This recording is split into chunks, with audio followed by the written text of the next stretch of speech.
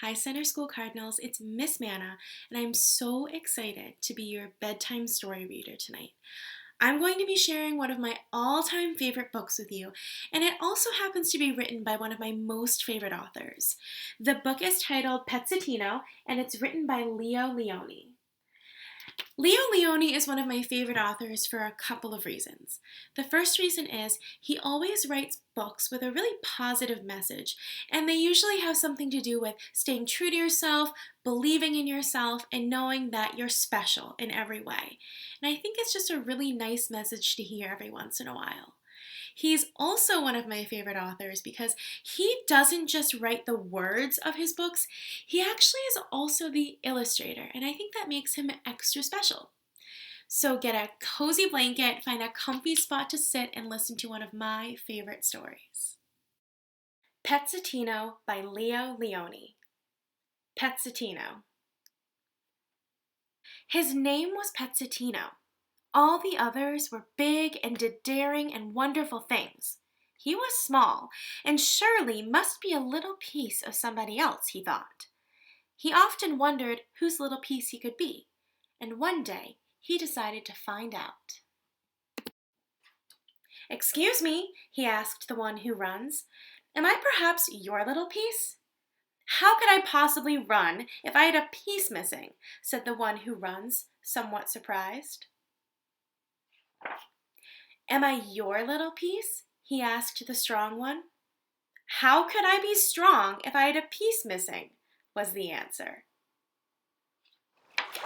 And when the swimming one came up to the surface, Pezzettino asked him too. "How could I swim if I had a piece missing?" answered the swimming one, and he dove back into the deep water. "You up there!" shouted Pezzettino as he climbed toward the one on the mountain. "Am I a little piece of yours?" The one on the mountain laughed. "Ha! Do you think I could climb mountains if I had a piece missing?" Pezzettino asked the flying one too, but the answer was always the same. Finally, Pezzettino went to the wise one who lived in a cave. "Wise one," he said, "am I a little piece of yours?" "Do you think I could be wise if I had a little piece missing?" answered the wise one. "I must be someone's little piece," Pezzettino cried out. "How can I find out?" "Go to the island of Wham," said the wise one. Early the next morning, Pezzettino took off in his little boat. After a rough trip on the high sea, he arrived wet and tired on the island of Wham. How strange!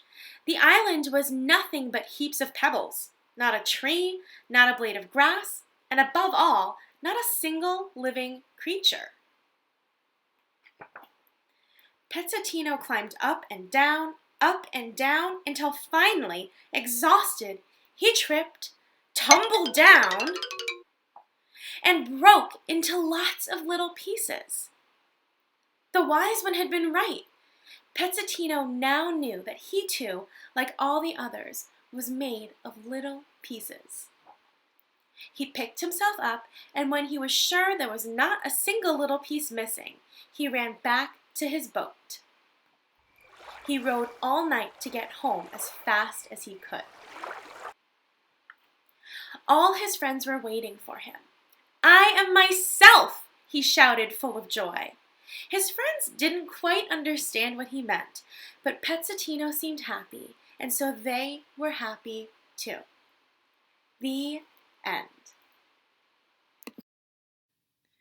Well, I hope that you all really enjoyed that story. There will be a copy of Pezzettino by Leo Lionni available at the Center School Library, so feel free to take a peek, look at those really amazing illustrations, and read the story again if you want to. Have a great night.